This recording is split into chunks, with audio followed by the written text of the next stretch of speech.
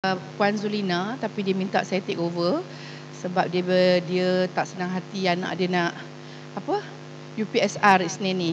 Kita doakan anak Puan Zulina boleh cemerlang dalam UPSR dia. Jadi hari ni kita nak cakap tentang whole program. I want to try and make my talk today more useful to you. So let me find out who's in the audience supaya saya boleh tailorkan saya punya talk kepada your need. Okay, first of all, angkat tangan ibu bapa yang anaknya 4 tahun ke bawah. Okay, 4 tahun ke bawah. 5-6 tahun. 5-6 tahun. 7 hingga 9. 9 hingga 12. 9 hingga 12 ada sikit. 13 hingga 15. Ada 1, 2. 15 hingga 19. Tak ada. So majoritinya adalah 9 tahun ke bawah. So kita fokus more on early intervention macam tu. Now next, angkat tangan semua ibu bapa yang anak belajar di pemata kurnia. Majority. Okay, hands down. Angkat tangan ibu bapa yang anak di program prasekolah, kelas bawahan. Tak ramai kelas bawahan. Yang di program intervensi awal, tamborin, harmonika, rusa, itik zirafah. Okay, that's good. I'm happy that majority parents are tamborin, harmonika yang datang. Right. Sebelum kita bercakap tentang starting a home program, lupa nak tanya. Yang anak tidak belajar di pemata kurnia. Ramai juga. Yang anak tak belajar di pemata kurnia ni, ada tak anak menerima intervensi di mana-mana tempat yang lain? Ada tak? Majoriti ada. Ada tak di sini yang anak tak belajar di pemata kurnia dan anak tidak mendapat intervensi di mana-mana pun? Ada tak? Cuba angkat tangan. Tak. Jadi yang angkat tangan yang last kali ni, saya rasa ini yang memerlukan home program ni kot. Saya rasa 3 orang macam tu je. But basically, if you cannot start a home program at home, if you cannot start a home program because you're working, today we'll talk about what is it that you can do at home to maximize your child's growth. Right. Sebelum kita pergi kepada topik memulakan home program tu, there's a few things yang saya really nak mencurahkan perasaan saya sebab saya dah tak tahan. Basically, daripada baca Facebook mak bapak tu, saya sangat-sangat tak tahan. There's a few things that I want to say. Zulina, next slide please. Right. Ini saya nak bagi tahu, teaching a child with autism is not a mystery. It's not a mystery. Kita ada nak buat marble cake, ada resipi dia kan? Nak buat mi goreng, ada resipi dia kan? Nak buat nasi ayam, ada resipi kan? Nak ajar anak autism pun ada kaedah dia. It's not a mystery. Sebab saya dah tak larat, saya tengok dekat Facebook mak bapak kan, terutamanya yang agak-agak terkenal tu letakkan video anak dia mengamuk dan like macam anak saya ni memang teruklah, simpatilah kepada saya sebab saya dianugerahkan anak macam ni. But like, what have you done with your child? Tak ada buat intervensi ke kan? It's not a mystery. Anak you macam mana? Okay, anak you hyper, buat macam ni. Anak you tak compliance, tak ikut arahan, buat macam ni. Semua ada cara dia. Now, outcome of children depends. Sebab autism, sebagaimana yang kita tahu, adalah autism spectrum disorder, is a spectrum. Ada anak yang isunya lebih teruk, ada anak yang isu yang lebih ringan. Anak yang isu lebih ringan, kita put a certain amount of effort in the intervention, you see a big improvement. Anak yang isunya agak heavy, you put the same amount of intervention, you nampak dia punya improvement sedikit saja. But having said that, saya rasa kita macam mana kita nak ukur kita punya effort tu? So that's why I say it doesn't matter where your child is on the spectrum. What matters is your effort tu. It's your effort that's going to help. Right. So it's not a mystery, okay? Right. Hari ni saya tak pasti how much we can go into the intervention, but later on we'll tell you where are the sources for intervention. Please accept this fact. Teaching children with autism ada kaedah dia. as compared to when my first son was diagnosed with autism in 1998. Masa tu memang teraba-raba, but now things have clarified so much. Kita tahu macam mana nak ajar. Next. Okay, kepentingan intervensi awal. So I'm supposed, bak kata orang putih, I'm preaching to the choir lah. Kalau kata mak bapak tak ambil berat, tak adalah datang dalam hujan-hujan pagi ni kan. But saya still nak buat point ni. Orang tua-tua kita pun kata melentur buluh biarlah dari rebungnya. Pasal apa? Sebab bila buluh tu dah keras, susah nak lentur. That is why you need to do it now. Kalau anak tak toilet train at the age of 3, it's so much easier to have him toilet train at the age of 3 rather than at 6, rather than at 9, rather than at 12. The earlier you do it, the better. Anak mengamuk pun. Kalau kata anak 4 tahun mengamuk, di shopping mall ke apa, teruk-teruk, you can grab him, you can take him home. Tapi kalau anak dah 14 tahun, 24 tahun mengamuk, you must remember, we get older, we get weaker. Anak kita, dia get older, dia makin kuat. We must remember that. If you think that doing intervention to your child now is difficult, if you don't do anything, you tunggu 4-5 tahun, it's going to be even more difficult. And I'm talking as a parent of 2 boys with autism. The younger you start, the better. Okay, right. Next, ini. My experience in this field is almost 20 years. Dah beribu-ribu mak bapak dah yang saya tengok. We see that, okay, kata kita ada child A and child B. Katalah child A ni mild autism. Child B katalah more serious autism. Tapi I have seen di mana anak yang more severe autism tu dia punya outcome lebih elok sebab mak bapak tahu apa nak buat. The parents are really empowered. They know what they need to do. Yang parent yang anak yang mild ni like tak tahu nak buat apa. Anak saya memang macam tu. Anak saya autism jenis tu. What do you mean anak autism jenis tu? There's no such thing as jenis tu, jenis. Kalau anak ada behavior issues, you need to do behavior modification. That's it.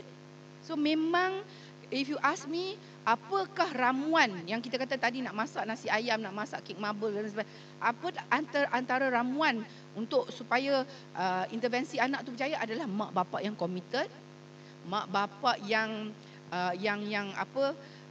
take hold of the issue. Dia macam ni tau. Go to the next slide please, Zulina. Yang ni saya nak cerita sikit. Shopping. Kami among interventionist kami ni kan, kita selalu bincang tentang, Pak Pokku dah senyum dah. Kita bincang tentang anak selalunya. Bila kita dah buat intervention ni, anak masih tak ni, we have to look at the family dynamics. What is happening in the family dynamics? Ada satu case tu, mak tu work very very hard. Bila find out rupanya dekat rumah bapa langsung tak nak involve, dan bila behavior anak tu jadi a little bit out of control, bapa pukul. So we suspect that's the issue why anak punya behavior tak improve sebab mak buat behavior modification, bapa tak buat. Bapa just let go saja. And then among us interventionists, we have a term called shopping.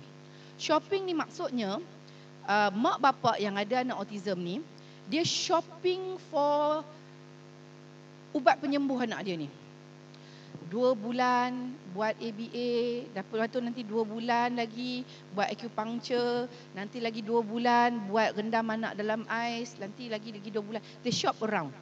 Walhal you must remember when you do intervention for your children, it will take time, especially if your child has more severe issues. Kalau kata you buat ABA for 3 months, lepas tu tak nampak apa improvement, you go shopping, itu yang anak tak nampak improve. That is why mak bapak kena belajar apakah kaedah-kaedah intervensi yang research dah back up sebagai berkesan. When we talk about research dekat negara-negara barat, research tentang keberkesanan autism ni involves ratus-ratus ribu sehingga juta-juta ringgit, juta-juta dolar.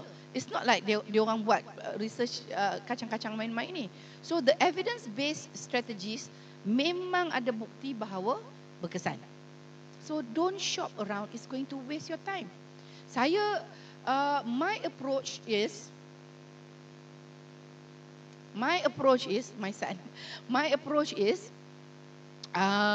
bila mak bapak datang cerita, oh saya buat acupuncture, saya buat behavioral, saya buat neurobiofeedback dan sebagainya. Saya tak terus kata stop doing that. Because kadang-kadang mak bapak ni pun kita nak cakap dengan dia orang pun kita kena tengok keadaan emosi dia. Setengah mak bapak kita cakap when they are not ready, dia masuk telinga kanan keluar telinga kiri. That's why if you talk about benda merepek yang you buat, not necessarily I will jump and say that. Kita kena tengok mentality mak bapak dulu. Kadang-kadang kan dia dah jumpa satu kaedah, somebody say berkesan dan sebagainya, dan dia sangat teruja. Pada masa tu kan you cakaplah apa pun, ibarat mencurah air di daun keladi. They were so excited. Oh, this is going to cure. Yes. For your information, up till now, scientists in the field of autism is still against saying a child has been cured. They have used this terminology. Dia kata lost autistic features, has lost majority of the autistic features.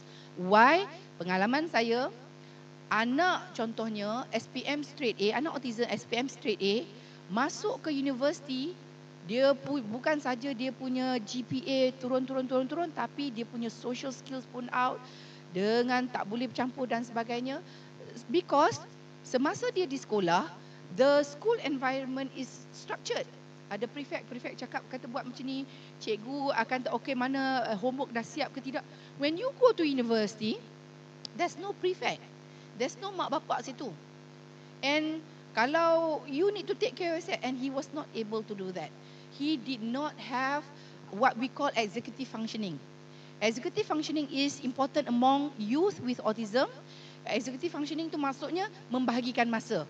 Lecture esok pukul 8 pagi. Means malam ni latest 11-12 kena tidur. Kalau kata you duk chatting ke, you duk main game dekat online sampai pukul 5-6 pagi, there's a possibility you are going to miss that class at 8 o'clock. Betul tak? So, executive functioning means jaga masa, means tahu bila deadline nak siap. Okay, assignment ni, group assignment, due lagi 4 minggu. That means minggu ni you dah kena buat group meeting dan sebagainya. Bila kawan dia kata, okay Amar, petang ni kita pergi lab buat group work, selamba badak je dia jawab, saya nak tidur petang ni. Autism kan? Dia nak tidur. Dia kata nak tidur habis. By the second semester, nobody wants to be dia punya lab partner. First sem, tiba-tiba minggu yang ke-13 angkat telefon, Dr. Hasna, can I drop this? Sebab saya jadi mentor dia dekat universiti. Can I drop this subject? Kenapa? Sebab dia punya team tu dapat topik Syiah berbahaya di Malaysia. Dan dalam grup dia tu ada 14 orang. 13 orang bersetuju bahawa Syiah berbahaya di Malaysia, dan dia seorang saja tak setuju bahawa dengan topik tu. Dia kata religious freedom is everybody's right, bla bla bla bla bla bla. Dia jenis yang tak semayang, tak apa. Dia tidak ada social network di dunia nyata ni. Dia punya social network adalah alam maya dengan orang-orang American, seorang Australian. Dia berkawan online. Dia punya friends. Dia tak ada kawan macam tu. So dia tak semayang, dia punya pegangan is more of liberal western, sebab dia punya social network dekat online tu kan. So that's why we are cautious about saying a child has been cured for autism. Because ke depan hari tu kita tak tahu apa cabaran yang akan datang. Dan kalau kita kata cured tu, that means we worry that all support is going to be cut off from the child. Sebab dah cured. Ini belum buka cerita tentang orang autism kahwin. Nanti tunggu 5-6 tahun anak dah besar, saya cerita pula tentang cabaran orang autism berkahwin. Okay, right. So stop shopping parents. Okay. I know there's a lot of permata kunia parents di sini. I need to share some of your tantrums and your behavior juga parents. So jadi bersabarlah di sini. We have one mother. Bila kita bercakap tu kan, dia ya doktor, ya doktor. Tetapi kan she doesn't get what is it that we are trying to say. What we're trying to say is that when you are at home, kalau anak nak A, B, C sampai Z, jangan bahagi saja. Don't create a maharaja autism dekat rumah. Anak hanya sebab dia ada autism, dia nak apa bagi, dia nak apa bagi, dia nak bagi. Life is not like that. When they grow up, there's no such thing that semua orang akan bagi. Jadi di rumah, anak nak apa semua bagi, nak bagi. Jadi bila anak datang ke kelas, anak expect like all his needs and his wants will be catered by the teachers. Macam tu. Bila kita cakap, mak ya tapi dia tak buat.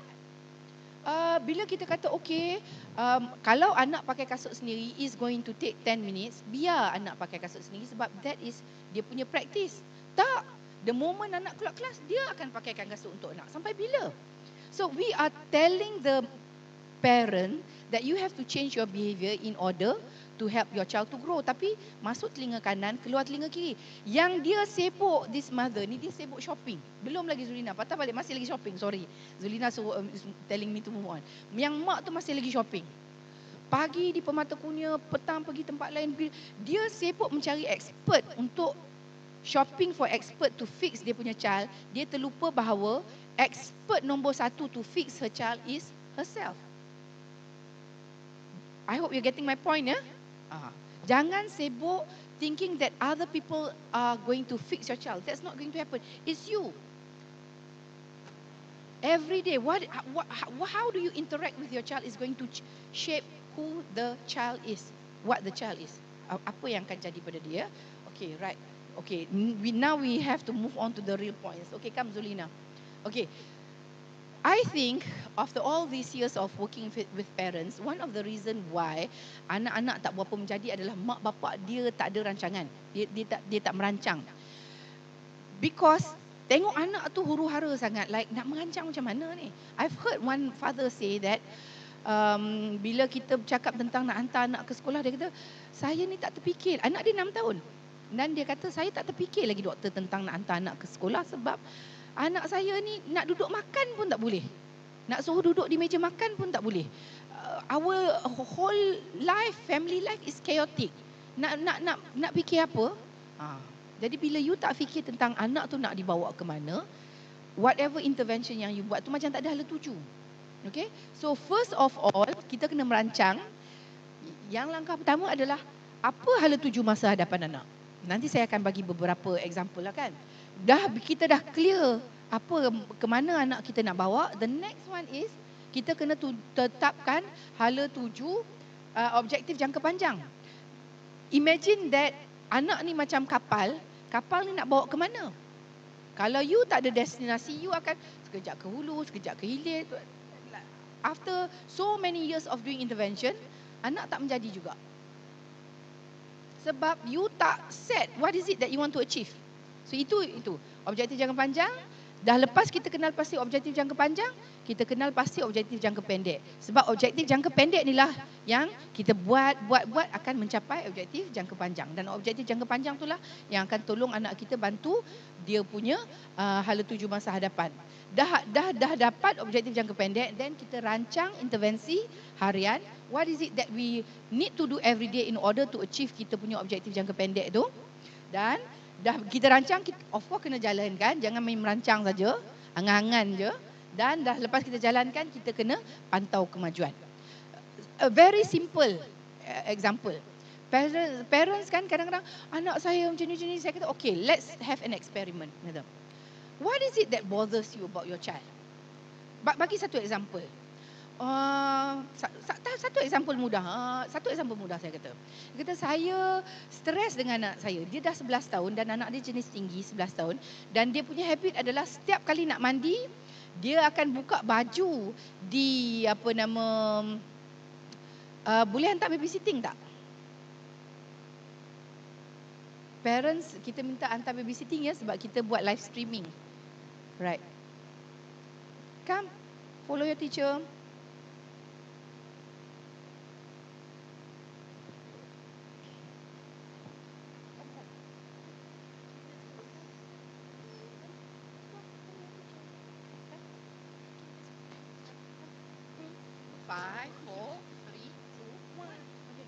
Okay, di mana kita? Tu.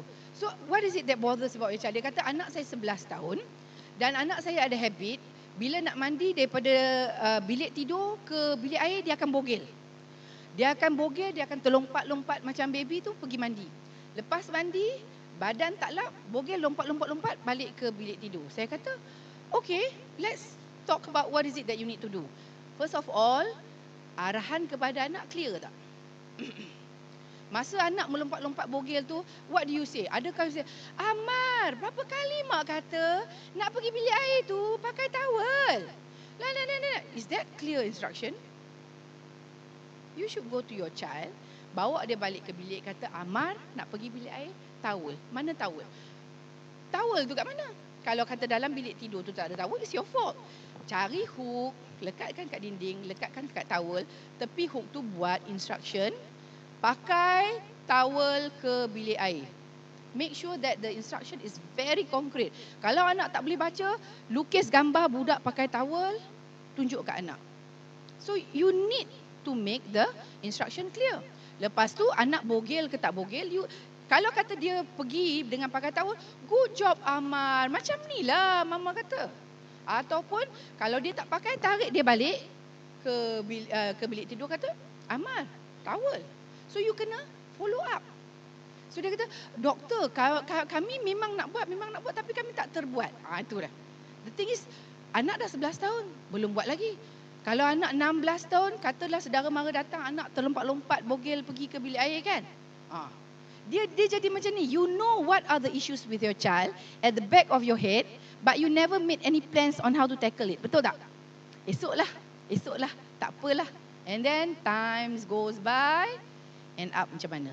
Kan? So that's why merancang tu adalah penting. Sama ada kita nak capai yang besar ataupun yang kecil, macam nak ajar anak pakai towel ke bilik air. And then so much the better if you can take data. Mak bapak memang tak suka ambil data, tetapi kalau you tak ambil data, hari tu kita kata nak ajar Amar pakai towel bulan berapa? Bulan 2 ke bulan 3? Sekarang dah bulan 6. Berapa bulan dah buat tak jadi-jadi? Dia punya apa tu, progress tu you tak boleh nak track. So it's much better kalau kita boleh pantau, kita boleh kumpul data. Kalau malas nak ambil apa, lekat whiteboard dekat dinding, conteng-conteng kat situ. Okey, yang apa intervensi pakai towel ni start bila? Is it weekly ada improve ke, ataupun mak bapak tak follow up ke apa? Sebab anak punya behavior nak shape, kita kena shape behavior kita dulu kan. Nak kena make sure follow up dia pakai towel ke tidak. We have to start with our behavior first. Right, next slide. Tak nampak ada laser pointer tak Zulina? Okey. Parents tak nampak ke? Saya ni segan nak cakap, but saya punya talk ni semua is based from my buku yang akan keluar minggu depan. Nanti orang kata nak menjual buku pula kat sini kan. Tapi itulah sebab kecil tu. Come Zulina, come. Zulina patah balik Zulina. Okay, right. Saya tolong bacakan. Sorry ya.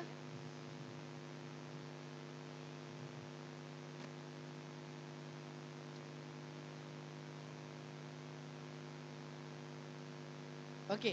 Jadi di sini saya bacakan, especially yang kat belakang tak nampak. Peringkat yang paling bawah sekali yang anak kita boleh capai adalah tidak bekerja dan berada di rumah. Maksudnya anak kita tak mencapai apa, memang kena duduk di rumah sampai umur 20 tahun, 30 tahun, 40 tahun, tak boleh nak pergi mana. Yang anak tak bekerja duduk di rumah ni pun kita boleh bahagikan kepada 3. Yang paling bawah lagi, anak kita pada umur 20-30 tahun masih makan dan minum perlu dibantu, masih bertingkah laku agresif. I think that is the worst outcome lah. This is something that we want to avoid lah.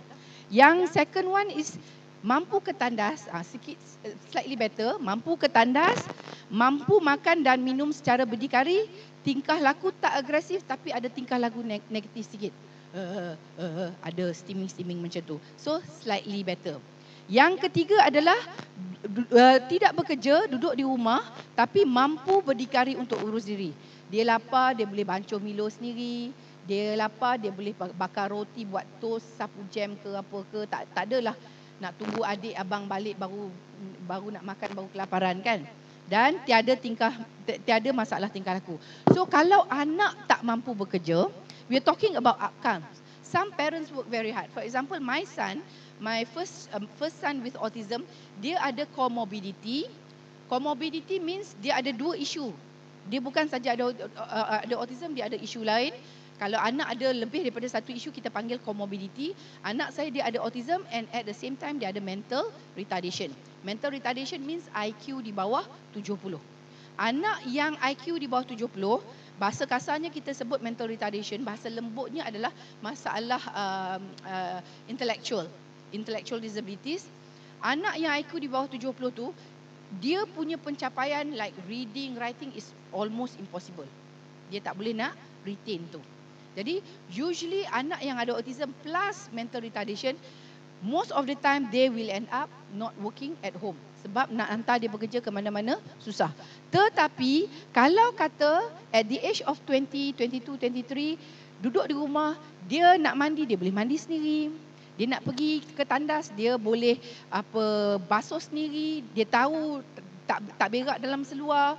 Dia tahu tuang air minum sendiri. At least that is so much better than semuanya at the age of 22, 23 kena pasang satu bibik untuk jaga dia macam baby. Betul tak?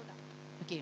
Now, better lagi adalah anak yang tak berkembang banyak ni, much better is dia boleh bekerja di bengkel terlindung. Bengkel terlindung ni dalam bahasa Inggerisnya kita panggil sheltered employment. Sheltered employment tu maksudnya ada tempat pekerjaan, packaging ke, ataupun tanam cili ke, ataupun tanam limau nipis ke, simple workplace dan hanya untuk anak-anak OKU saja. Dia tak mampu nak bawa diri dia nak bekerja dekat luar sebab most probably sama ada IQ dia rendah ataupun kalau autism yang IQ okey, behavior tak settle. Kalau kita bawa dia naik bas, dia lepak-lepuk orang dalam bas dan sebagainya. Okay? Right. Now currently my son is here. We are hoping to set up a sheltered employment for him so that at least he will be there. And later on when he's older, we are hoping to set up independent living. Sebab anak saya yang itu tu dia yang sulung. So kalau kata yang bongsu, abang adik kakak boleh jaga sebab dia yang sulung. We are planning for independent living for him. Tapi being Malaysia, nak mak bapak kena buat sendirilah at this stage kan. Right. Bekerja di shelter apa. Lagi elok lagi adalah anak-anak boleh mendapat pekerjaan melalui job coach, program job coach, mampu urus diri, mampu berinteraksi secara minimal. Job coach ni banyak dijalankan oleh Jabatan Kebajikan Masyarakat melalui PDK, program pemulihan dalam komuniti, PDK. So what happen is that with job coach is dia punya coach akan tengok di persekitaran apa pekerjaan yang sesuai, sama ada jadi waiter dekat restoran kedai makan ke, sama ada bekerja di kilang roti ke, sama ada bekerja di Giant susun-susun tin ke. And then apa yang coach tu buat adalah di tempat belajar tu coach tu ajar apa yang dia perlu buat. Kalau susun tin, coach akan ajar dia susun tin. Kalau kerja kat kedai dopi, maybe lipat kain dan sebagainya. Latih dulu. Bila dia dah dapat kemahiran tu, coach akan teman bawa dia pergi ke tempat kerja tu dan coach dia buat kerja yang sama tapi di tempat kerja. Dan lama kelamaan sokongan tu akan dikurangkan. Kalau kata 2 bulan pertama coach pergi dengan dia tiap-tiap hari, bulan ketiga coach pergi seminggu 3 kali je. Bulan keempat seminggu 2 kali je. Bulan kelima seminggu sekali je. Slowly sampai anak tu boleh bekerja secara berdikari. Dan job coach ni juga tanggungjawab dia adalah nak ajar anak tu daripada rumah ke tempat kerja, sama ada nak naik bas ke, kayuh basikal ke, naik teksi ke, naik komuter ke apa ke, coach kena ajar. Dan juga kena ajar apakah soft skills di tempat kerja. Kalau orang kata, kau apa khabar hari ni? Kau dah makan belum? Anak nak jawab macam mana?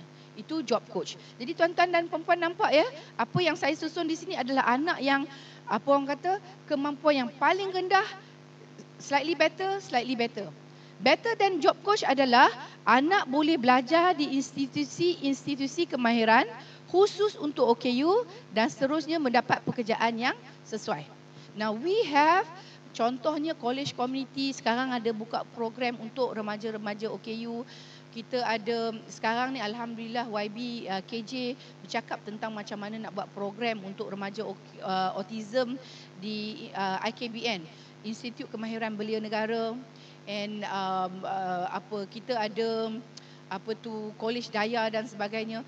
There are places yang kita boleh target untuk anak kita masuk ke sana. Dan yang ni ada dua. Yang di bawah ni adalah institusi khusus untuk anak OKU. Yang slightly better adalah anak boleh belajar kemahiran tetapi di institusi yang aliran perdana.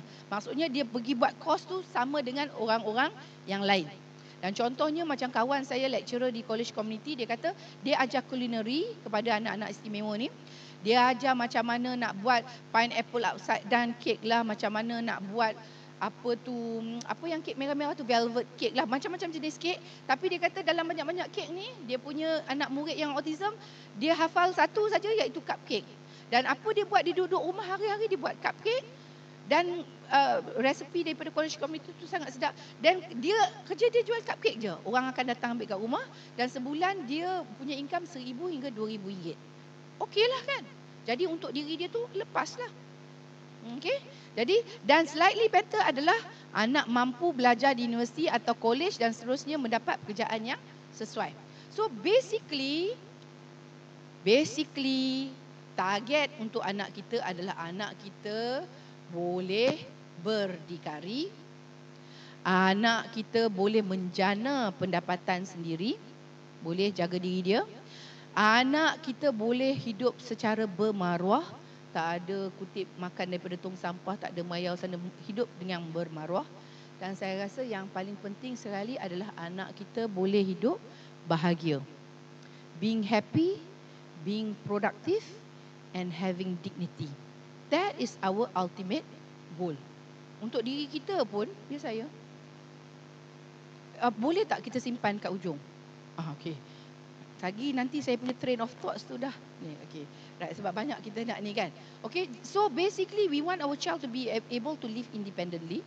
Tak payah kita nak pasang bibik. Right now bibik sebulan 900, in 10 years time I bet hak ni. Dan kita hidup tak menongkat langit . One day we're going to go away. We have to make plans for our child now. Saya rasa yang tamborin harmonika ni baru nak mula kat Permata Kunia tak fikir benda-benda ni lagi kan. Wake up call for us today kan. Right. So anak kita ni nak capai kat mana? Of course lah kalau boleh kita nak, kalau boleh nak anak capai yang tertinggi sekali. But bad news, berita di Malaysia adalah graduan universiti 500,000 menganggur. Aduhai, dah kalau universiti pun tak boleh hidup berdikari lagi, tak boleh nak jana pendapatan sendiri kan. What more of our children? Come Zulina, next slide. Okay, next slide. Now balik nanti saya dah tunjuk yang what are the options for our children. Balik minum kopi dengan suami, dengan isteri, bincang anak kita ni kita nak bawa ke mana. Tentukan hala tuju dia. Then the next slide what we do is tentukan objektif jangka panjang. Bila kita nak tentukan objektif jangka panjang anak kita, nombor 1 mesti bersesuaian dengan umur anak. Kalau kata anak 5 tahun, jangan kata target, oh saya nak anak saya masuk universiti. Ya itu hala tuju dia. Tapi dia punya objektif jangka panjang ni is something that you want to achieve within a year or two. Dalam setahun dua ni nak capai. Kalau anak 4 tahun, maybe your target is anak boleh masuk sekolah. Tak nak nanti anak masuk sekolah kena tendang. So jangka panjang tu dalam tempoh 1, 2, 3 tahun. Tak adalah sampai 10 tahun, 20 tahun. Yang 10 tahun, 20 tahun tu yang hala tuju tadi ya tuan-tuan dan puan-puan. Kemudian bersesuaian dengan tahap kemampuan anak. Nah, tahap kemampuan anak atau prognosis nanti saya cerita macam mana kita nak deal with that, okay? Right. Kemudian of course, objektif jangka panjang tu dia menjurus kepada kejayaan di usia dewasa. Walaupun anak 4 tahun, objektif jangka panjang tu cumulatively nanti akan bawa dia kepada sama ada mampu menyambung pelajaran ke tahap tertinggi ke, ataupun mampu berkejaya dan menjana pendapatan sendiri, ataupun mampu hidup berdikari. Contohnya saya bagi example. Anak katakan umur 14 tahun. Kita dah ajar dia ABC daripada umur 5 tahun. Ini A, ini A, ini A, dia hafal A. Ajar dia ini B, ini B, ini B, dia hafal B, A dah lupa. Ajar ini C, ini C, ini C, kenal C, A, B dah lupa. We have been teaching him daripada umur 5 tahun sampai 14 tahun. Takkan pada usia 14 tahun nak ajar ini A, ini B, ini C lagi.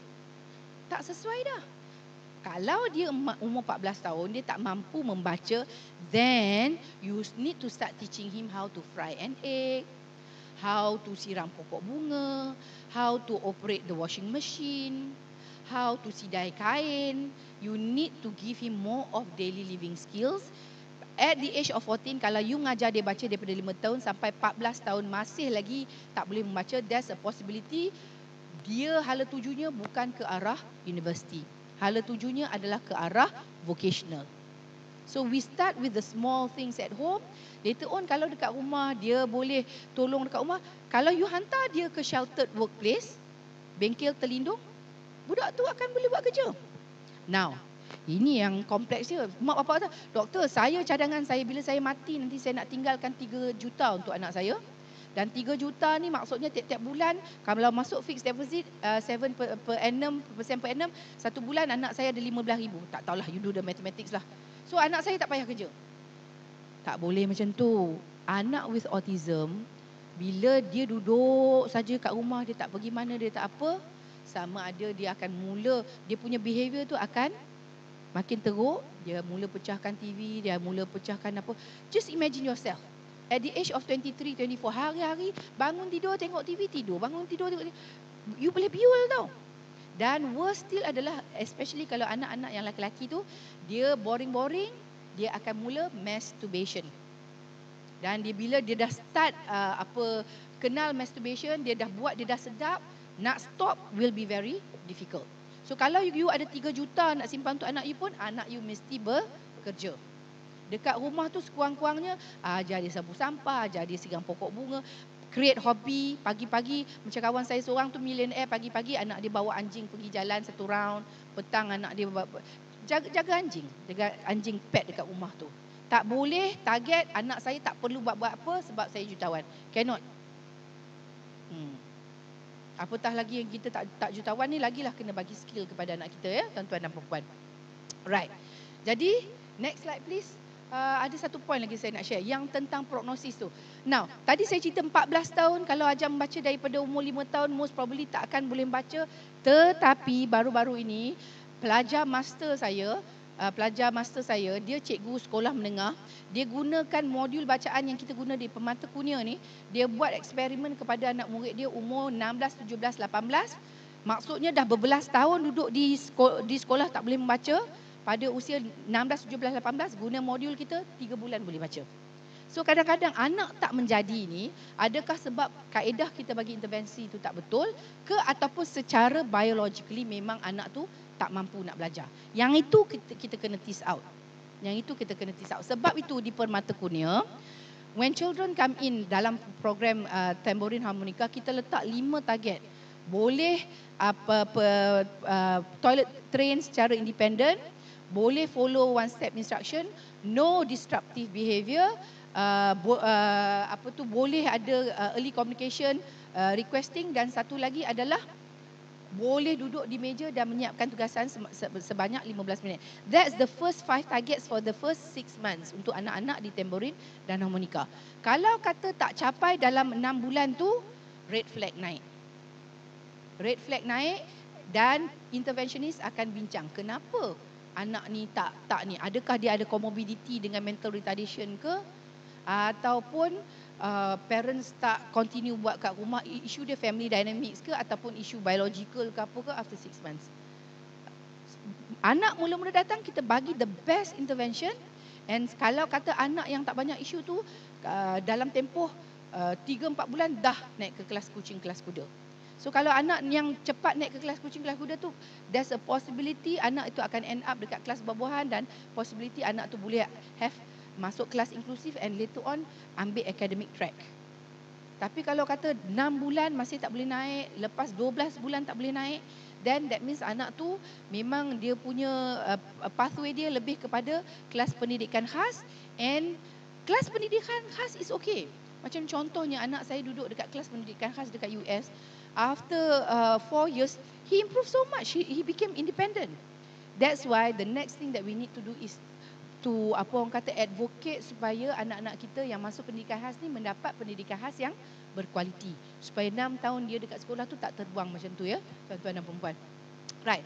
Ini adalah beberapa example. Untuk anak remaja, objektif jangka panjang. Adakah nak anak mampu bekerja dan berdikari ke? Nak anak tak berdikari tinggal dengan adik ke? Ataupun nak hantar anak ke rumah kebajikan? What are the options? Kemudian untuk usia persekolahan, anak nak masuk aliran perdana, program inklusif ke? Anak nak masuk ke program pendidikan khas integrasi ataupun kelas khas ke? Ataupun anak nak belajar dekat center ataupun di PDK? You have to start thinking. Ni yang ramai-ramai yang kat tangan anak 6 tahun ke bawah ni. At the age of 7, anak nak ke mana? Okay, right. Next slide Zulina. Jom, ini saya nak bagilah contoh-contoh sebab I was thinking kod-kod ada mak bapak yang anak usia besar kan. Contohnya Mikael, 2 tahun diagnosed with autism. So target jangka panjang kita adalah dia boleh bermain dengan daddy, dengan mami, boleh bermain dengan bibi, boleh bermain dengan cousin. Playing skills untuk anak yang 2 years old. 2 years old takkan kita nak target dia boleh membaca menulis mengira. Play dulu untuk develop dia punya social emotional skills. Kemudian early communication. Instead of nak apa-apa throw herself on the floor, kita ajar dia I want, ataupun kita ajar dia guna packs, bagi gambar ke apa kan. Dan of course kita nak dia patuh arahan. Untuk Takif 4 tahun, kita punya target adalah mampu memasuki kelas pendidikan khas at the age of 7. At the age of 4, kita ada 3 tahun untuk sediakan anak kita supaya anak kita diterima di sekolah, tak di reject. Okey?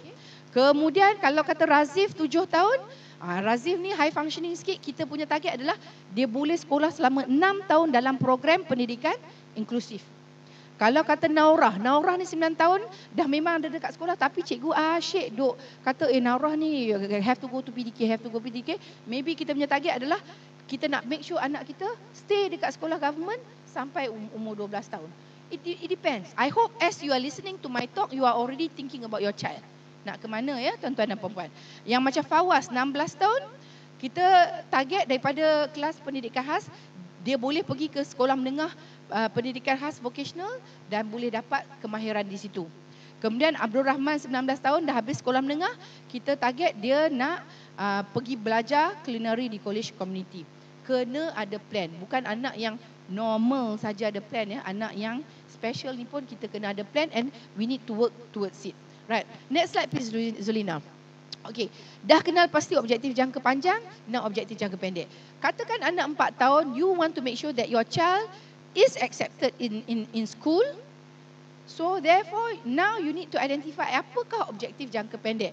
Yang berdiri kat belakang ni, dekat sini ada kerusi. Sila kat depan pun ada. Jemput. Oh, apa Arisma? Bawa masuk meja ke dalam. Hilmi tolong bawa mana? Right. Okay. So yang jangka pendek untuk kita identify, Zulina ada handout tak Zulina? Okay. Apa tim pemata kuning tu kita ada handout untuk parent dekat sini. Nanti Puan Zulina akan edarkan ya. Jadi untuk kenal pasti objektif jangka pendek, first of all we need to identify what is our child's strength. Anak kita ni strength macam mana? Kalau dia membaca mengira, dia punya memory kuat, sekali ajar dapat. Okey, ni nampak kayanya kita boleh hantar dia ke sekolah, then kita punya target adalah nak work on dia punya membaca menulis mengira, katakan. Okay, we need to identify the strength. Kalau ada some majority of children with autism, dia suka makan. And therefore kalau nak ajar skills, culinary cooking is very good for them. Contohnya Cik Adli sekarang buka autism cafe kan. So kita tengok apa dia punya kekuatan, apa dia punya kecenderungan. Kemudian kenal pasti keperluan anak. Kita tak kata kelemahan, we don't say weaknesses, we say needs. What are children's need? Apakah keperluan anak? Sebab apa dia punya keperluan tu kita nak tingkatkan ya tuan-tuan dan puan-puan. Kemudian kita mesti ingat whatever objektif jangka pendek yang kita set ni adalah untuk membantu kita mencapai objektif jangka panjang. Jangan pula objektif jangka pendek ni bertentangan dengan objektif jangka panjang kita tu. Dia mesti selari. Objektif jangka pendek menyokong mencapai objektif jangka panjang. Okey, yang tuan-tuan dan puan-puan dapat tu adalah slide berikutnya. Yang ni. You have it, ada dua, satu yang ini, satu lagi Zulina yang depan. Yang ini. You have 2 pieces of paper. Dah dapat 2 pieces of paper tuan-tuan dan puan-puan? Satu saja. Oh, depan belakang. Bagus tim pemata kunia. Dia set pokok-pokok kan. Okey, depan belakang. Okey, patah balik. Jadi tadi, patah balik Zulina, patah balik lagi. Okey, sekarang ni kita nak set objektif jangka pendek, kita nak kenal pasti kekuatan anak, nak kenal pasti keperluan anak. How do we do it? Ini you can use one of the borang tu. Ke depan Zulina please. Okey. Yang ini. Yang ini ni, yang panjang sikit tu, kita senaraikan domain-domain perkembangan anak daripada motor kasar, motor halus kepada motor kasar, motor halus ni pergerakan. Motor kasar ni boleh kayuh basikal ke, boleh berjalan ke, boleh berlari ke, boleh skipping ke, itu motor kasar. Motor halus adalah semua aktiviti yang menggunakan jari jemari. Pegang spoon, pegang scissors, pegang pensel, nak cubit barang, yang menggunakan jari jemari itu semua motor halus. Adaptif juga dikenali sebagai urus diri. Anak boleh mandi tak? Anak boleh pakai seluar sendiri tak? Kalau kata umur 4 tahun tak reti pakai seluar sendiri, taklah worrying. 14 quite worrying. 24 orang masih nak kena pakai underwear untuk dia, very worrying. So kemahiran tu pun itu yang kita kata bersesuaian dengan umur, kan? Right. Adaptif adalah urus diri, kognitif adalah apa-apa yang berkenaan dengan mental otak dia, dan akademik ni is sub of kognitif. Kemudian komunikasi, kemudian social, bercampur dengan kawan lain, emosi, kalau dia mengamuk dia boleh kontrol tak? Kalau dia marah dia boleh kontrol tak? And then tingkah laku. So 1, 2, 3, 4, 5, 6, 7. So dekat kolom yang berikutnya adalah huraian what those domains are, dan yang ujung ni balik nanti duduk suami isteri buat nota. Anak kita macam mana? Urus diri. Anak kita 5 tahun. Masih pakai pampers. Itu keperluan tu. Sebab dia punya golden standard adalah anak boleh lepas daripada lampin at the age of 3. Bagi saya, anak kalau umur 3 tahun masih pakai lampin, like, why? So 3 is the cut off score. Cut off age. Kalau anak you 5 tahun masih pakai pampers, that means that should be your objektif jangka pendek, toilet training anak. Okay. Katakan urus diri, anak tiap-tiap malam tidur pukul 4 pagi, bangun pukul 11 tengah hari. Walhal nak pergi ke center pukul 9. Pukul 9 pengajian bermula di center. That's an issue. That is something that you need to tackle. Anak, masalah tidur anak ni. Yang anak duk tidur pukul 4 pagi. What can we do? Maybe you need to increase dia punya daily activities tu. Put in swimming, put in biking supaya dia letih. Kemudian masa time nak tidur, macam mana rutin nak tidur tu. Adakah masa you nak suruh bagi tidur, dia tidur katil ni, okay, bobok Umi tidur kan. Sebelah abang duk main game. Tentulah dia tak boleh tidur kan. So you need to look at all that. And make a plan. Buat intervensi, okay? Right. Komunikasi, kalau di pemata kunia, anak yang ada praksia, anak yang tak boleh nak produce sounds, banyak pakai PACS. Anak yang boleh produce sounds, kita ajar mak bapak gunakan Hanen. Apart from that, there are a few other strategies. Kita boleh guna applied verbal behavior, kita boleh guna Makathon pun ada setengah orang. You just need to know what those strategies are, okay? So, balik duduk dengan suami for half an hour ke, bincang. Yeah? Right. Next slide please. Next slide, yang ini lebih kurang sama, tetapi kalau tadi tu dia pandang kepada domain-domain perkembangan kanak-kanak, yang ini fokus lebih kepada isu-isu yang anak autism ada. Anak yang ada autism, majoriti ada masalah komunikasi.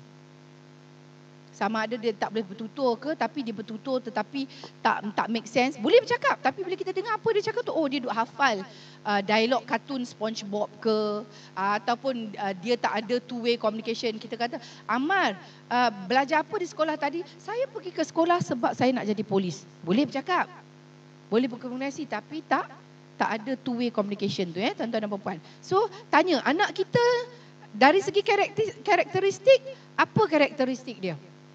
Boleh bertutur ke, tak boleh bertutur ke, tanya tak boleh jawab ke, ataupun orang tegur dia tak ada respon ke. Interaksi sosial. Boleh main dengan kawan-kawan ni tak? Kawan-kawan. Selalunya anak with autism, they can interact with adults. Because adults are more sensitive to their needs. Adults boleh modify behavior to suit their behavior. But they cannot socialize with their same age peers. Dia tak boleh socialize dengan kawan yang seusia sebab kawan seusia tu engkau tak nak, sudahlah, I leave you. So you need to identify. Dan masalahnya di Malaysia adalah mak bapak bila kita cakap tentang ajar anak, dia fikir membaca, menulis, mengira. I worry that if you focus on membaca, menulis, mengira, anak boleh membaca, menulis, mengira, tetapi macam kawan kita yang kat universiti tu kan, SPM straight A, masuk ke universiti, hancus. Nobody wants to be friends with him sebab dia tak ada social skills. Lebih baik kalau anak ada social skills, that means later on it's so much easier for them to get a job. Kalau anak dapat A pun tapi tak ada social skills, research says what happen is that anak tu akan kerja berhenti, kerja kena fire. Intelligent tapi tak ada social skills nak support dia bekerja, survive dekat tempat kerja. Tapi kalau kata anak kita IQ dia rendah tetapi social skills okey, tak apa, kerja yang simple-simple kat shelter employment ke job coach ke, dia boleh bekerja. So kita kena imbangkan dia punya soft skills dengan dia punya academic skills ya tuan-tuan dan puan. Jangan terikut-ikut dengan apa ni sekolah yang nak produce berapa A tu. A's does not mean that your child will be able to hold a job independently. Macam saya kata, 500,000 graduan Malaysia sekarang tak dapat pekerjaan. Kan? Yang worrying kita tak melongkat langit. We need to prepare them now. Right. So jadi communication, interaksi sosial dan minat yang terhad dan tingkah laku yang berulang-ulang tu. Ada isu sensori ke anak? Anak ada apa tu behavior yang disruptif ke, yang agresif ke, yang negatif ke? So you write what the characteristics. Proses sensori dia sensitif dengan bunyi ke, sensitif dengan cahaya ke, sensitif dengan rasa ke, sampai tak nak makan apa-apa, nak makan benda yang sama je tiap-tiap hari, nak biskut saja. Kan? Tulis dekat sini. Kemudian cara berfikir dan belajar. Dia boleh retain tak information? Ataupun cakap lupa. Macam anak saya Abdullah kata, Abdullah pergi ke dapur, ambil pinggan 1, sudu 2. Dia akan pergi ke dapur, apa Umi?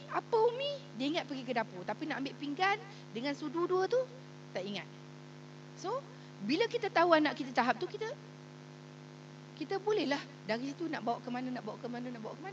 Okey, Abdullah pergi ke dapur, ambil pinggan 1.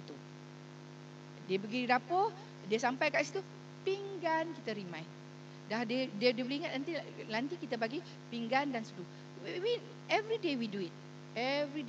Tuan-tuan dan puan. So yang the first row tu you write how your child is. Kemudian row yang kedua tu implication. Disebabkan oleh karakteristik ni, apakah implikasi? Implikasi positif, implikasi negatif. Contohnya interaksi sosial, tak pedulikan orang di sekeliling. Implikasinya, dia tak ada kawan. Dan dia tak ada peluang nak polish dia punya kemahiran untuk berkawan. So, kalau itu ceritanya, apa strategi kita? Strategi kita adalah kita akan buat playdate seminggu sekali. Kita akan buat playdate. Ataupun kalau katakan anak ada masalah sosial, bawa pergi ke tempat orang ramai, birthday party ke kenduri ke, wah, dia datang, dia tengok je orang ramai, dia mula dah, okey, itu problem dia. Dia tak boleh pergi ke tempat yang ada orang yang tak dikenali. Jadi implikasinya dia akan lama kelamaan akan terasing. Mak bapak yang tak sedar isu ni, apa berlaku? Dia nak pergi kenduri, dia nak pergi birthday party, pergi the whole family, yang autism tu tinggal dekat rumah dengan bibi. Pasal apa? Sebab anak saya autism jenis tu, tak boleh, tak itu, tak ini. Bukannya dia nak buat strategi. Strategi adalah mula-mula bawa dia pergi ke taman, biasakan dia dengan persekitaran yang lain daripada di rumah. Lepas tu biasakan dia pergi ke kedai kecil-kecil dulu ke. Slowly open up the world and to strangers to the child. Kita kena ada strategi, tuan-tuan dan perempuan. So far okay? Everybody so far okay? Zulina, kita break pukul berapa Zulina? Zulina tak time keep ni. Kita stop pukul apa? Sekarang pukul berapa? Weh, okay Dr. Hasna, tak membebel hari ni I used to have a bad habit, 3 jam satu slide saja. I'm trying to overcome that. Okay, next slide please. Okay, jadi kalau kita nak tengok isu anak-anak kita, kita kena faham juga developmental milestone. Kalau kata anak 4 tahun, pergi ke Google type developmental milestone 4 years. Dan dekat internet tu akan tunjuk 4 tahun anak sepatutnya boleh bercakap macam ni. Selalunya website-website ni adalah dari barat lah. So kadang-kadang dari barat tu dari segi sosial dan komunikasi tu ada a little bit tak begitu sesuai dengan budaya kita. But overall boleh digunakan. Jadi contohnya macam saya kata 3 tahun anak dah tak pakai pampers dah, anak dah boleh show interest to with peers dan sebagainya. You go and find out apa dia perkembangan so that you can find out anak you terke belakang ke anak you terke depan ke. Right, next slide please. Okay, objektif jangka pendek. I share with you. Nanti lepas break ni saya akan bawa mock book saya. Alright, untuk masuk ke kelas pendidikan khas, if your child now is 4 or 5 or 6 and you're targeting that your child boleh masuk kelas pendidikan khas, ini dia objektif yang anak perlu capai. 1, mampu ke tandas untuk buang air besar dan kecil serta mampu membersihkan diri. There's one boy, sekolah tak nak terima sebab dia boleh pergi ke tandas, dia boleh berak kencing tapi nak cuci pembantu PPM. Di sekolah ada satu jawatan panggil PPM, pembantu pengurus murid kena buatkan. Dan sekolah kata no, PPM bukan kerja dia cuci berak anak awak, silalah keluar. Pun ada juga. So nak be safe supaya anak tak kena tendang keluar dari sekolah, pastikan dia tak berak kencing dalam seluar dan dia boleh cuci tuan-tuan dan puan-puan. Kemudian next, mampu mengikut arahan sekurang-kurangnya 1 langkah. Kalau anak lari, kita kata Amar, stop, come here, dia boleh datang. Cikgu akan lebih suka daripada cikgu pula nak mengejar satu sekolah naik tingkat 3, tingkat 4 nak kejar anak kita kan. So you need to make sure that at least your child can follow instruction, ada compliance at least 1 step. Right. Kemudian mampu duduk di meja dan menyiapkan tugasan. Now yang ini cikgu tak kisah sangat. Cikgu as long as anak you dalam kelas, fine. Tapi kalau anak you dalam kelas tapi munda mandi tak belajar, 6 tahun tu is going to be wasted. So you need to make sure that anak you boleh duduk, cikgu bagi arahan at least 15 minutes dia boleh buat. Kalau katalah satu period 45 minit, dia buat 15 minutes, cikgu bagi break, biarlah dia bangun merayau-merayau sikit ke apa, panggil balik buat lagi. And then bagi dia merayau-merayau, panggil balik buat lagi. 45 minit tu cikgu pecahkan kepada 3 segmen. Okeylah. So ini adalah yang paling basic tuan-tuan dan perempuan Right. Kemudian tiada tingkah laku negatif dan disruptif. Kalau anak masuk kelas tendang meja sampai meja terbalik buang-buang, dan sekali what's going to happen? Cikgu akan isolate anak dekat satu bilik dan anak memang pergi sekolah hari-hari tapi tak belajar. Kita nak kalau seboleh-bolehnya anak duduk pendidikan khas pun 6 tahun tu adalah 6 tahun yang produktif. Daripada kalau kata dia tak boleh membaca pun sekurang-kurangnya dia boleh ikut aktiviti. Tak adalah okey hari ni kita nak pergi ke zoo negara, anak puan dicutikan. We don't want that. Sebab bila anak boleh pergi ke zoo negara tu dia akan belajar skill-skill naik bas, skill berjalan dengan kawan dan sebagainya tuan-tuan dan puan-puan. Right. Okey. Pandang sekali lagi Right, next slide. Saya bagi pula objektif jangka pendek untuk anak yang nak masuk darjah 1 tapi aliran perdana. Okey, aliran perdana ni maksudnya mainstream, maksudnya dia masuk kelas sama dengan anak-anak yang lain. Jadi ini selalu dikenali sebagai program inklusif. Mak bapak di Permata Kunia pun masih lagi confused. Aliran perdana tu dengan inklusif tu beza ke sama? Aliran perdana maksudnya mainstream class, kelas yang mainstream. Dan bila anak yang ada diagnosis, whatever diagnosis is, belajar dengan anak-anak lain dalam kelas aliran perdana, itu dipanggil program inklusif. Ada setengah-setengah sekolah, dia outright, dia akan kata kami tak ada program inklusif. We do not have programs where we take special children and put them in a mainstream class with other typical children. Ada sekolah yang kata macam tu. Sebab apa? Sebab dia kata kami tidak ada guru pendidikan khas. We don't know how to deal with special kids. Ada yang macam tu. So if you want to send your child, you need to go and find out sekolah mana yang terima dan sebagainya. Ada juga parents yang tak nak kongsi dengan sekolah, kata anak dia ada autism. Di Permata Kunia tahun lepas, not tahun lepas, Januari tahun ni, family yang tak cakap anak ada autism, saya rasa 3 orang. Dan ketiga-tiga orang ni 3 orang, dan alhamdulillah dia survive. Mak bapak tu datang, doktor boleh tak tahun depan anak saya pergi sekolah, saya nak hantar ke kelas inklusif, saya tak nak cakap dengan cikgu. I bagi advice sebab anak dia very high functioning, behavior tak ada issues. Saya kata, yes, I think your child will be able to make it. Tapi kalau saya tengok anak tu memang behavior disruptive, you have to tell teachers that anak you ada diagnosis. Sebab kalau you nak sorok pun, cikgu akan find out juga. Sebab your child's behavior is so obvious kan. So much better start your child schooling on a good relationship with the school, cakap elok-elok, bincang apa keperluan dan sebagainya. Okay? So, untuk yang anak-anak, if you're 4, 5, 6, your child is 4, 5, 6 and you're hoping that your child boleh masuk ke kelas aliran perdana, ini adalah objektifnya.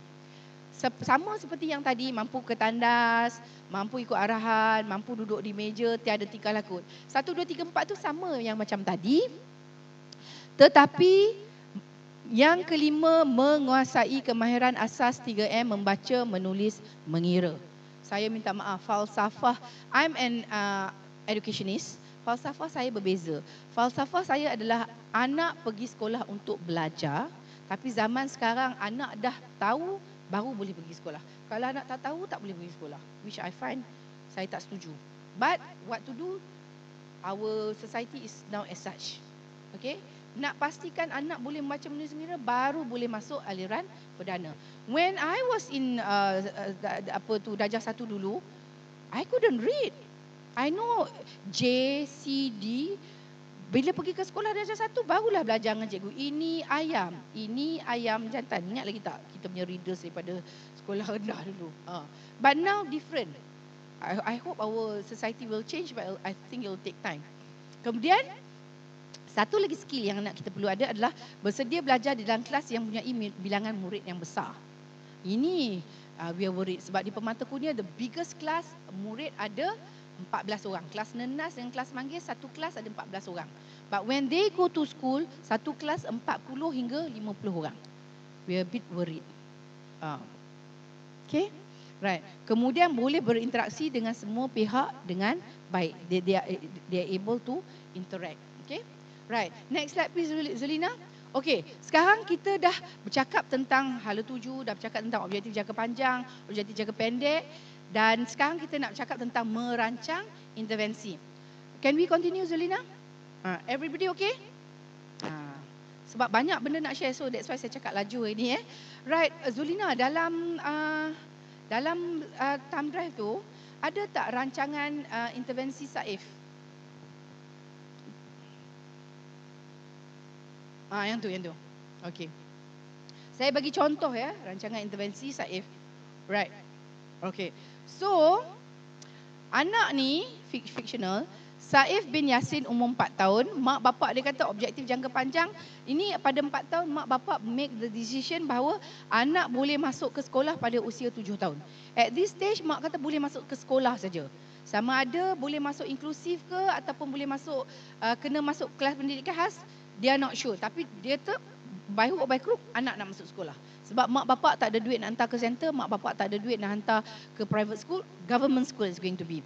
Okay, therefore, that's the objektif jangka panjang. Objektif jangka pendek dia adalah mampu ke bilik air, mampu bertingkah laku baik, mampu ke arahan, mampu menjalankan aktiviti pra-akademik dan mampu bertutur. Mak tu kata nak anak boleh bercakap. Maybe perfect, maybe tak perfect, but I just want to share you an example.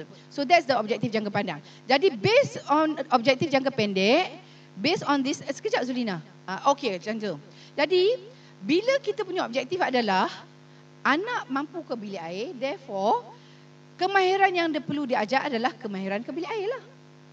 Kalau objektif kita adalah anak mampu bertingkah laku baik, kemudian kemahiran yang perlu ajar kemahiran tingkah laku. Kita nak anak mampu ikut arahan, kita kena ajar dia macam mana nak ikut arahan. Kan?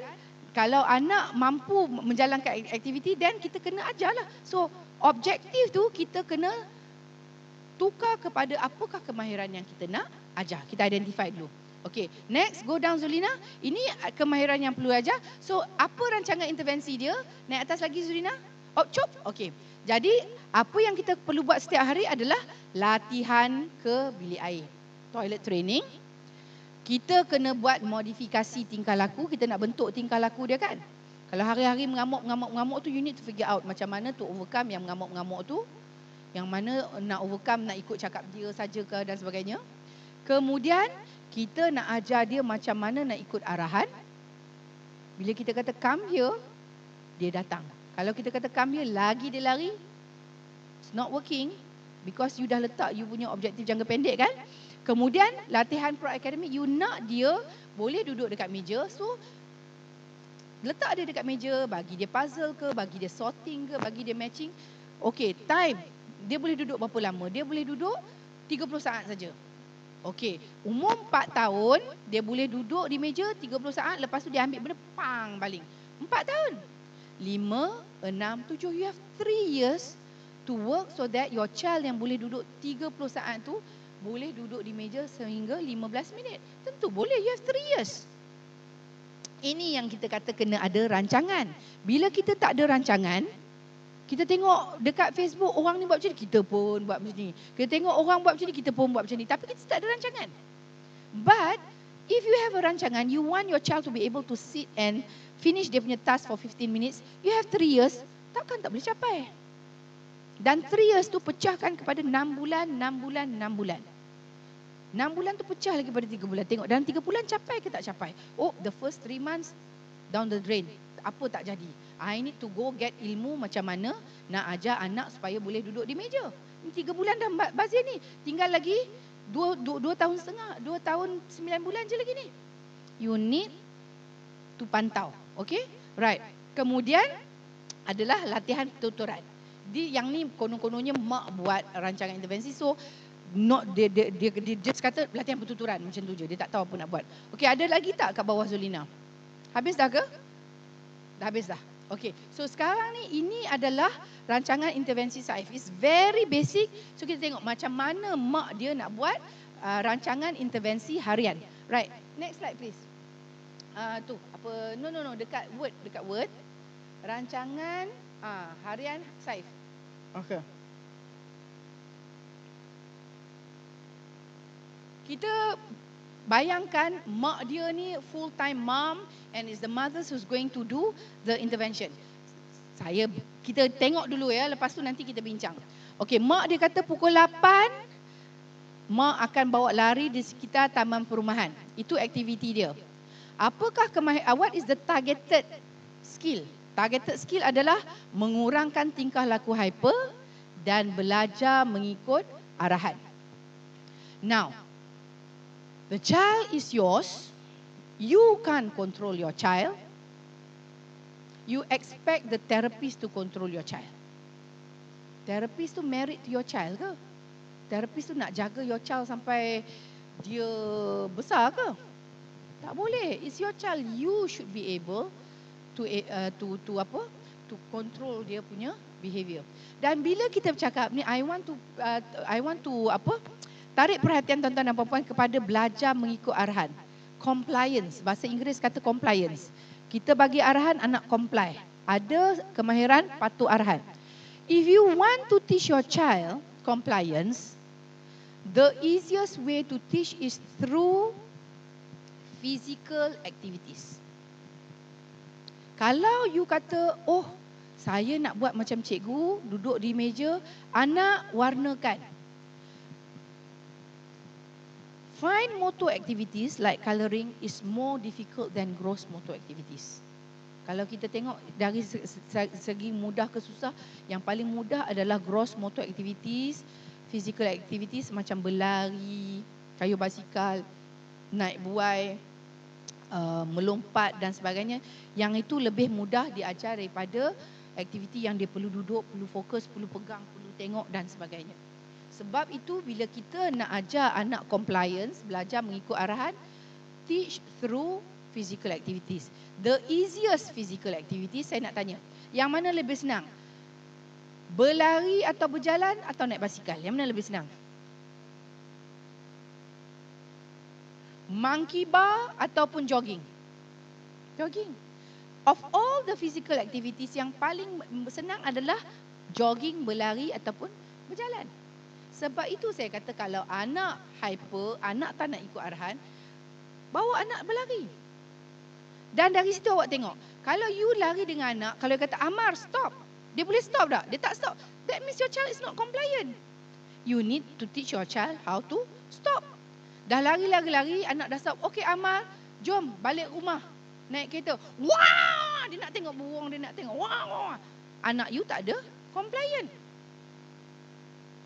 So, masa jogging tu adalah masa untuk ajar anak untuk comply kepada arahan.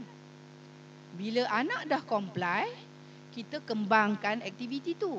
Kita perkenalkan monkey bar, kita perkenalkan naik basikal, kita perkenalkan naik buaian, kita perkenal dia panjat naik atas turun gelungsur. Physical activity helps to teach them to be compliant. Okay, ingat anak pada usia 4, 5, 6, 5 basic things dia kena ada. 1, mampu mengikut arahan, tak ada tingkah laku negatif, agresif, disruptif, mampu pergi ke tandas, mampu duduk di meja menyiapkan tugasan dan ada early communication. These are the 5 basic things. Kalau kata anak you pandai, we have some children belajar macam apa saja. Kita bagi kat dia terus. Hari ni ajar matematik terus dah tahu. Some children, the brain is one of the most mysterious organ in a human body. Boleh buat semua tu, tetapi tidak ada compliance. We have a few cases of that. Sangat pandai, kita sayang sangat-sangat, nak sangat hantar ke kelas inklusif, tapi kita tak boleh hantar ke kelas inklusif sebab these 2 children yang daripada last year, dia ada apa yang kita panggil oppositional defiant disorder, ODD. Oppositional defiant disorder. Kecelaruan oppositional dan defiant. Maksudnya, kalau kita kata putih, dia akan kata hitam. Kalau kita kata biru, dia akan kata merah, oppositional. Defiant, dia tak nak ikut cakap, saja-saja je. Cikgu akan kata bila duduk, okey, siapa nak pilih lagu? Okey, Amar pilih lagu. Okey, tak apa. Cikgu dah tahu perangai dia. Okey, tak apa, Amar tak nak. Okey, Danny pilih lagu. Baru dia nak bangun. There is such a thing. Okay? Right. So, itu cara yang paling mudah untuk ajar. Kemudian bila anak dah compliant apabila buat physical activities yang kita transfer ke table, kita akan tengok bila kita mengajar pasang puzzle ke sorting ke, compliance tu dah daripada physical activities tu dah transfer kepada yang table task punya activities ya, tuan-tuan dan puan-puan. Kemudian senaman. Senaman pun sama, boleh mengerangkan tingkah laku hyper dan juga belajar mengikut arahan. Kalau tengok dalam YouTube Permata Kurnia, kita ada satu video yang anak buat forward roll, lock roll, crawling dan sebagainya. Buat tu tiap-tiap hari. That is going to help your child with dia punya compliance. Nanti kita tunjuk video Hana Jasmine ke Zulina? Right. Nanti kita tunjuk a few videos. Right. Pukul 9 mandi dan sarapan pagi. Jadi, bila dia mandi dan sarapan pagi, targetnya adalah, okey, dalam semua aktiviti ni, untuk mandi, target dia adalah belajar memakai seluar. Jadi, start daripada Januari 2017, tulis dalam buku nota, Januari hingga Mac, target untuk anak pakai seluar. Kalau kata dalam 3 bulan dia pandai pakai seluar, okey, April hingga Jun, nak ajar apa? Target 1 demi 1, you have 3 years. You have 3 years. Kalau kata you bekerja, you hanya bagi mandi anak pukul 6 petang. Masa pukul 6 petang itulah ajar anak pakai seluar. And you do it every day. That's why saya kata kalau dalam intervensi autism ni, the magic word is istiqamah. Do it every day, do it bit by bit. Jangan tak boleh, okey, minggu ni sangat bersemangat, tiap-tiap hari nak buat. Minggu depan tak jadi pun, give up. Lepas tu tunggu 2-3 bulan, tiba-tiba datang ke insafan, oh nak istiqamah balik. Lepas tu give up. Tak boleh macam tu. That's why we like kalau ada father dan mother sekali, supaya bila mak tu, abang tengoklah abang, tak dapat-dapat lagi anak kita. Suami tu boleh, tak apa yang, buat lagi yang, nanti saya beli cincin belian. Something like that lah kan. Bagi apa, reinforcement dekat mak tu ke, nanti saya beli beg Gucci ke apa kan. It's much cheaper to buy Gucci dan pergi hantar ke intervention yang 10,000 sebulan kan. Right. Okay. Kemudian 9.30, okey, mami nak kemaskan barang sarapan ke whatever ke, peluang untuk ibu mengemas meja makan dan berehat seketika. Okey, pukul 10 start.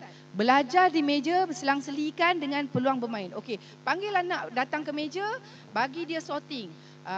Bola merah masuk ke kotak merah, bola biru masuk ke bakul biru. Sorting. 4 biji. Yeay, good job. Okey, jom. Kita pergi lompat kat trampolin ke, kita main apa-apa, panggil balik. Okey, pasang puzzle 4 keping. Oh, dapat pasang puzzle. Yeay. Apa, belajar main, buatlah for say berapa lama dekat sini? Half an hour, something like that. Half an hour. That's why kalau tuan-tuan dan perempuan masuk ke kelas kami, bahan-bahan tu dah sedia so that you can terus. Kalau kata time tu nak buat puzzle, buka kotak puzzle, ada 4 keping, tinggal 3 keping. Mana sekeping lagi? Anak dah kurang. Sebab tu bahan-bahan yang kita nak mengajar tu mesti kena dah susun semua elok Right. Kemudian pukul 10.30, okay, break. Makan snack ke atau makan buah-buahan, dan ini masanya untuk ajar anak menyuap makanan. Kalau biasa kita suap makan, ini masanya untuk dia buat sendiri. So what I'm trying to say is that throughout the day ni, whatever activities that you do with your child, you can insert skills for the child to learn. Yang ini kita panggil strategi ni, maksudnya kita tak kata kepada mak bapa, oh kena recreate macam classroom permata kunia di rumah, dan mak bapa pun kena transform, kena jadi macam Puan Zulina interventionist tu dan intervention kan pada anak. No. Daily routine kat rumah can go on as usual, but you need to be smart. You dah tetapkan apakah objektif jangka pendek anak dan macam mana nak insert intervention it throughout the day. If you are a full stay at home mom, you can need to do it the whole day. Pull down Zulina sampailah ke malam. Petang pukul 5.30, daddy balik office, daddy take over. But if you do not stay at home the whole day, after the KL punya traffic jam dan sebagainya, sampai rumah 7.30, okay, 7.30 sampai pukul 9 tu apa boleh buat? And Sabtu Ahad, saya cakap tak tahulah. Ni autism ni is a complex neurological disorder. Autism is not like demam sesama or something like that. It's really a complex neurological disorder. Kalau ada anak macam ni, you need to have a change in your lifestyle. Kalau katakan bapak-bapak dulu semasa anak sebelum diagnose, tiap minggu pergi main futsal, you have to give up your futsal. Take your child pergi swimming. Kalau mak-mak tiap-tiap Sabtu Ahad pergi Starbucks, you have to change. Sebab early intervention research says that kalau yang contemporary, dia kata seminggu kena buat 25 jam of intervention. Itu contemporary. Kalau lovas-lovas yang lama-lama klasik dulu, dia kata 1 minggu kena buat 40 jam. So it has to be intensive. So dekat rumah tak payahlah nak suruh wife masak meal. Simplify everything in your life so that you can focus more on your child. Sekarang pukul berapa Zelina? 10.30. We're going to have a break, but before that ada 1-2 soalan ke? We're doing quite okay time wise. Tak ada soalan, nak go for break. Ya saya.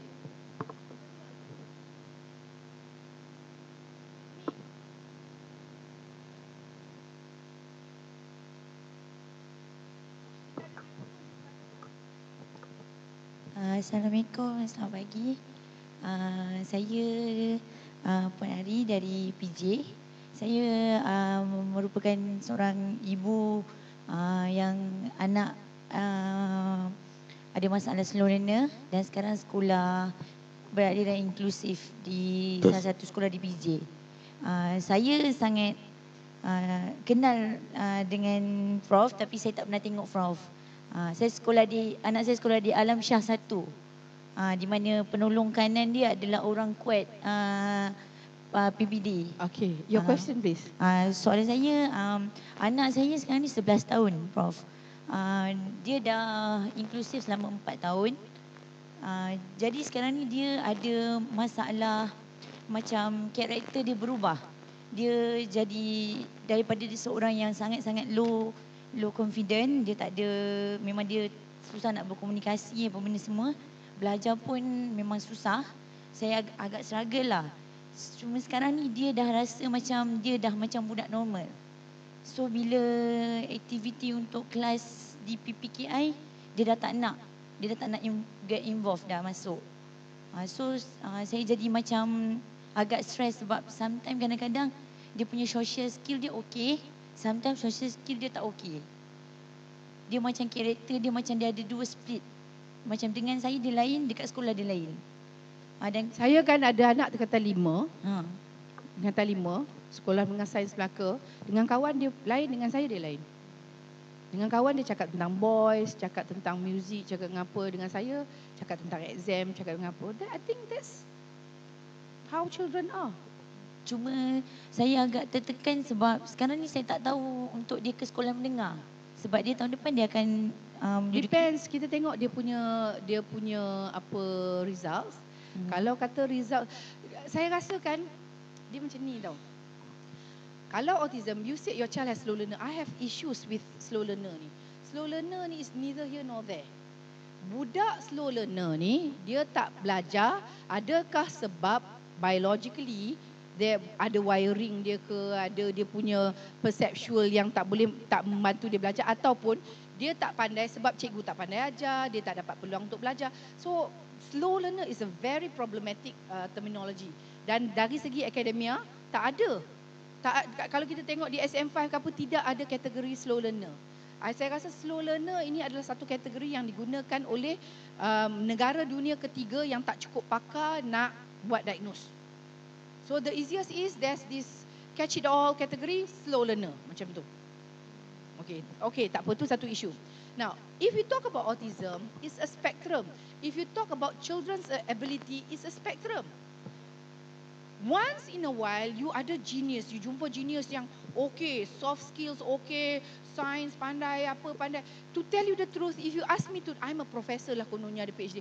If you ask me to do apa simple calculation for my budget ke apa kan, okay, semalam doktor saja, Doktor Hasna, kita pergi ke Kelantan hari tu 169.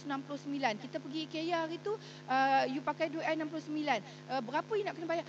I would prefer to keluarkan calculator and kira. And I'm a professor. I don't like maths.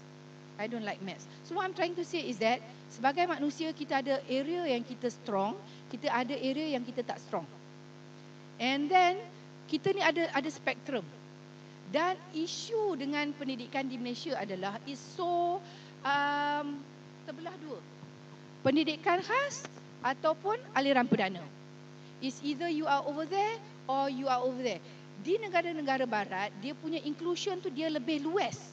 Contohnya, there's a boy with Down syndrome in my son's school.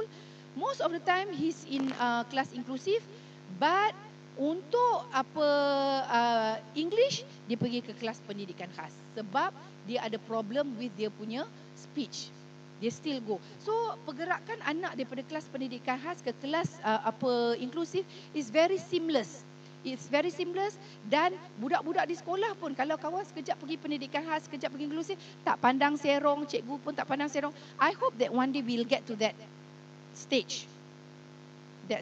So anak kita nak ke mana? Kalau kata academically anak okay, kalau kata social skills dia okay, hantar dia ke kelas aliran perdana. But we know that we need to give support. We need to provide support. Contohnya kawan saya seorang, anak dia pekak dan anak dia ada ciri-ciri autism, dan dia seboleh-bolehnya nak anak dia pergi ke aliran perdana. Sekarang ni anak dia tahun 3 ambil PT tingkatan 3, anak dia ambil PT3, dan anak dia sangat stres yang sampai dia takut tu. Dia kata anak dia bercakap tentang nak bunuh diri.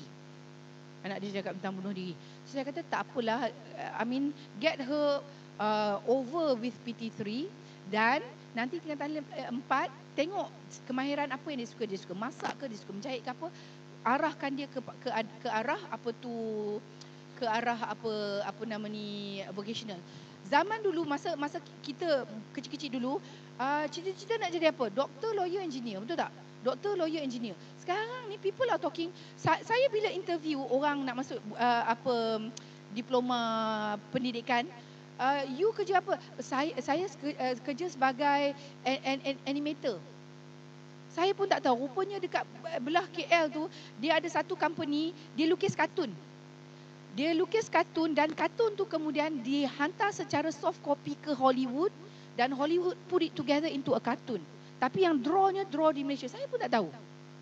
So sekarang ni tak ada lagi dah doktor, lawyer, engineer. The world has opened. Jual cupcake pun boleh hidup sekarang. Tambah pula kalau jual produk putih-putih, lagi mantap. Lagi kaya pada orang yang ada Profesor Madya ni. You know, we have to think outside the box. Yang pentingnya adalah kita raikan apa kekuatan anak kita. Contohnya saya bagi contoh. Abdullah anak saya, dia bila dia pergi mana orang, he makes people laugh. So lah hati kata, okay, ni kalau jadi macam Nabil ke, jadi macam Zizan ke, okay, boleh ni lah kan. Tapi belajar dia sangat slow. Alhamdulillah, he's in a school whereby the first day kita hantar ke dia, kita kata dah, academic is not our priority. We want him to learn, to develop dia punya social skills. Tapi Alhamdulillah, dekat rumah kita top up lah. Kita ajar dia membaca dan sebagainya.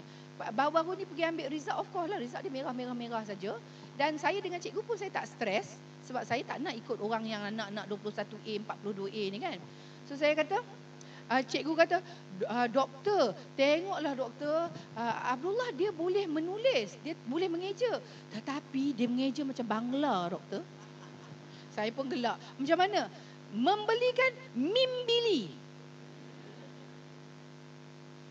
Mimbili, dia eja macam orang Bangla. Tak apa, bila. Sebab kita tak nak stress dia too much. If dia tidak ada kemampuan nak go academic, tak apa, fine. Tapi adakah saya nak torture Abdullah? Abdullah, mak kau ni Profesor Madya, kenapa kau tak pandai? Menjatuhkan marah. I don't want to do that to him. Rezeki dia ada, Tuhan akan letak somewhere. Yang penting, dia hidup bermaruah, dia hidup happy, dia hidup independent, boleh jana duit, boleh ni.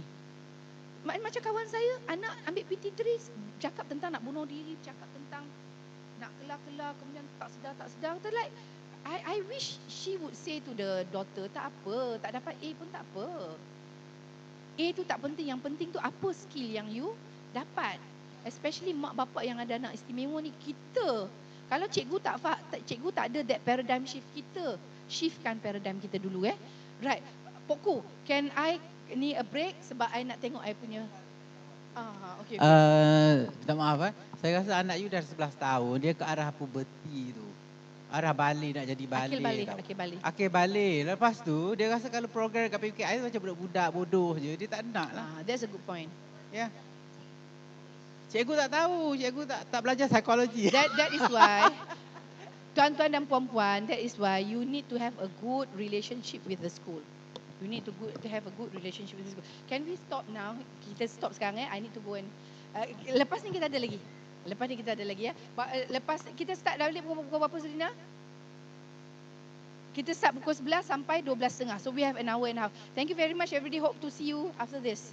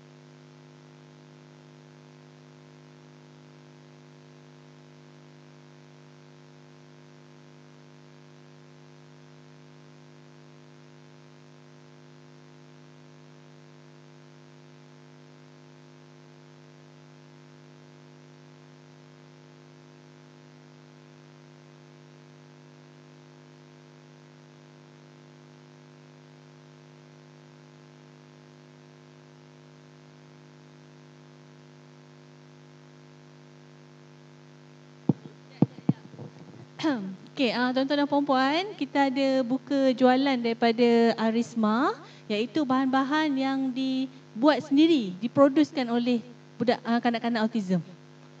Remaja, remaja autism. Jadi mohonlah support barangan daripada mereka. Okey, thank you.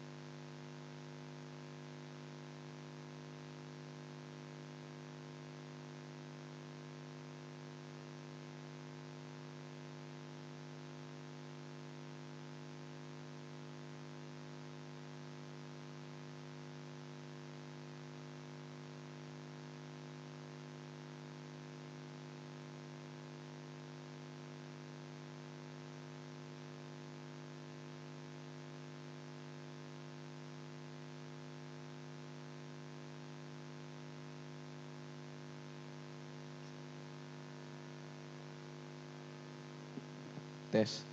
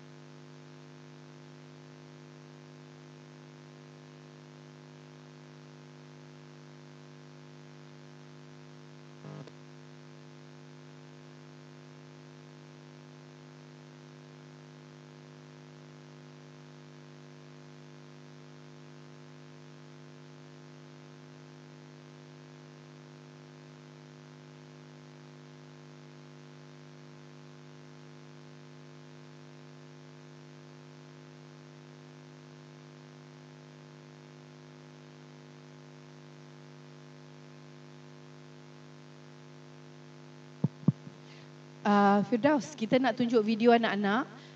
Firdaus, kita nak tunjuk video anak-anak. Awak ni fokus pada saya boleh tak? Jangan fokus pada skrin. Right. Dah pukul 11 dah kan? Okay, bismillahirrahmanirrahim. Assalamualaikum, selamat sejahtera.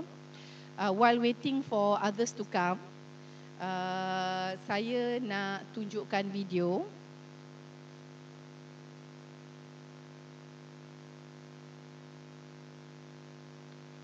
Kita nak tunjukkan video sebab kalau kita tak ada aktiviti nanti like we are punishing those who come early just to waste time waiting for the late ones kan. Right, Hilmi, kita mainkan video long. Kita akan tunjuk video anak-anak pemata kurnia. Tuan-tuan dan puan-puan jangan video tape ya. Sebab kita ada perjanjian dengan parents, kita ambil video anak-anak untuk latihan. Kita bimbang nanti ada yang letak dekat YouTube ke apa kan. Come Hilmi. Kita tunjuk video while waiting for others to come in. Kembar. Kita ada kembar diorang. And they come to us with quite considerable issues.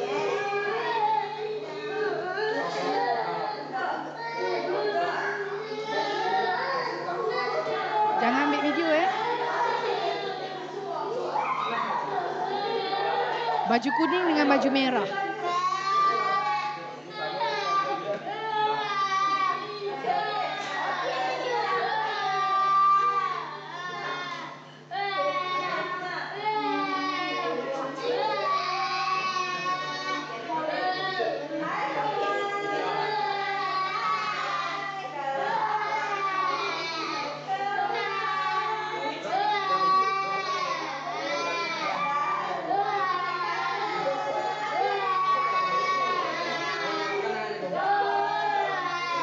Okay, kita pause kejap, kita pause kejap.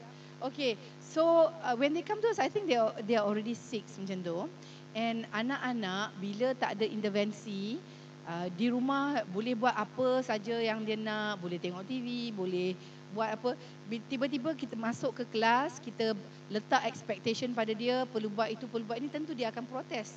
Dan of course tempat tu adalah tempat baru, dia pun takut like orang nak buat apa dekat sini, ada benda bergantung, ada benda lubang-lubang, a lot of things yang they don't understand, dia takut. So no wonder lah behavior dia macam ni. Jadi bila dia datang pada kita, kita kena bagi intervensi dan kita kena bagi guidance kepada parents sebab tuan-tuan dan puan-puan, really you need to stop thinking that other people will fix your child. Tak boleh. People will come and do intervention to your child a few hours a day. Cikgu pun, kalau cikgu jaga anak kita daripada 7.30 sampai pukul 1, kalau anak kita terlalu challenging, they will just let your child stay in the classroom. Anak duduk 6 tahun tapi tak banyak yang dapat. So it's up to us to make sure that behavior anak dah okey. Bila pergi sekolah, cikgu pun boleh terus sambung ajar di sekolah ya. Dan Hilmi, kita sambung, kita nak tunjuk the latest video of the twins sekarang. Okay. Ke depan sikit kami.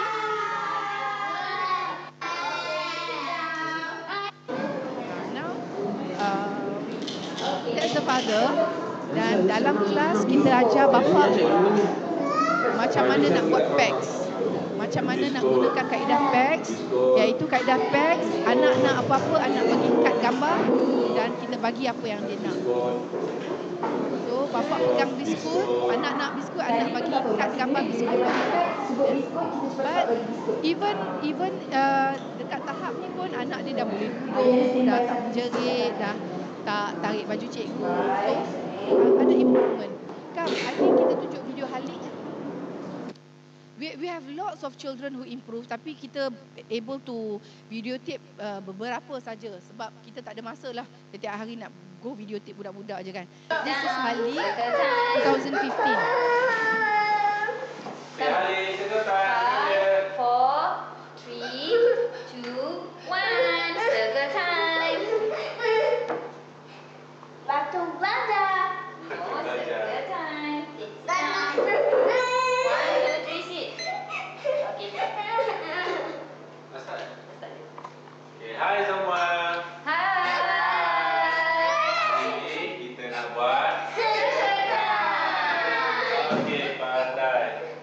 Okey, peraturan circle time. Yang pertama, Apa Iman? Sebelum mula belajar, cikgu akan ajar.